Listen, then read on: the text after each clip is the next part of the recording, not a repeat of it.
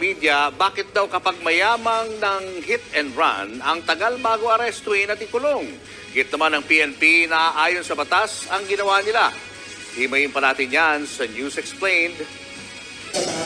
Siguro gaya ng marami sa amin, nagtataka rin kayo kung bakit pinakawalan yung nagmamaneho ng SUV na sumagasa sa security guard sa Mandaluyong City noong June 5. Sa video nga naman, kitang-kita kung paano banggain ng SUV ang security guard na si Christian Joseph Floralde na kanyang ikinatumba.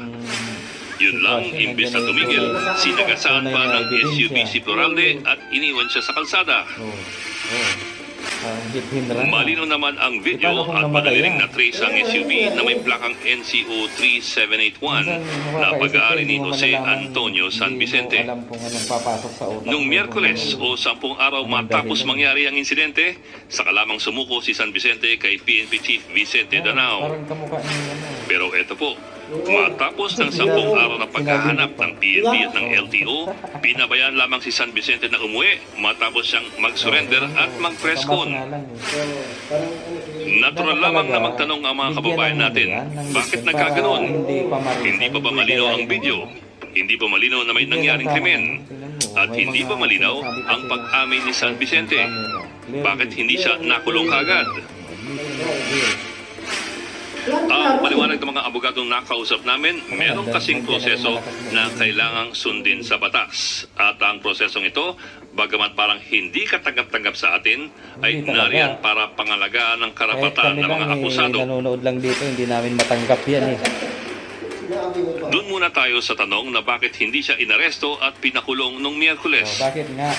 Ang akusado kasi ay maaari lamang makulong ng walang warrant of arrest sa 3 pagkakataon ayon sa Rule 113 ng Revised Rules of Criminal Procedure. Ito ay pag nahuli siya sa mismong paggawa ng krimen or in flagrante delicto kung tawagin. Halimbawa, kung naispatan ng suspect na nagnanakaw o nang-hold up o nanagasa ng tao. Ang pangalawa ay ang hot pursuit o ang mismong paghabol at paghuli sa isang suspect sa krimen. Kailangan sa oras na yun mismo nangyari ang krimen at ang nanghuli ay may personal knowledge sa mga pangyayari. Halimbawa nga, snatcher na hinabol at hinuli ng mga rumeresponding pulis. At ang pangatlo ay ang panghuli ng mga preso na tumakas lamang sa kustodiya. Sa madaling sabi, kung hindi pasok dito sa tatlong ito, kailangan muna ng warrant of arrest galing sa isang hukom para maaresto ang isang suspect. Iba rin ang proseso pagdating sa warrantless arrests. Dumadaan ang suspect sa tinatawag na inquest proceedings. Ito po yung summary investigation ng isang piskal para alamin kung dapat nang sampahan ng kasong kriminal ang suspect at kung dapat siyang manatili sa kustodiya ng arresting officer. Sa kaso naman ni San Vicente, hindi kasi siya nahuli agad nung nangyari ang krimen at hindi rin siya nahabol ng mga pulis. Inabot nga ng 10 araw bago siya lumutang, kaya't hindi na siya pasok sa warrantless arrests. Ngayon, pwede na lang siyang hulihin kung may nasampan ng kaso sa kanya at meron ng hukom na naglabas ng arrest warrant.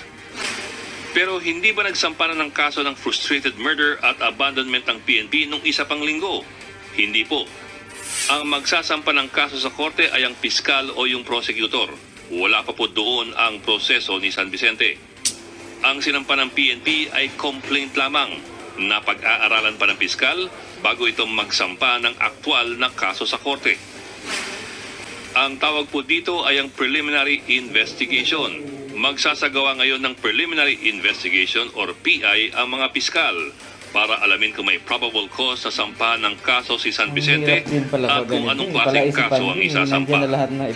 Halimbawa, ang piskala magdedesisyon kung tama ba ang sinampang reklamo ng PNP na frustrated murder o dapat ba itong ibaba sa frustrated homicide lamang. Kung magsampa man ng kaso sa korte ang piskal, doon lamang magdedesisyon ng hukom kung maglalabas ng arrest warrant laban sa suspect at kung papayagan siyang makapagpiyansa. Kaya't nandyan po tayo ngayon. Magseset pa lamang ng hearing para sa preliminary investigation ni San Vicente para alamin kung ano ang isasampa sa kanya na kaso. Channel ko at saka FB page ko.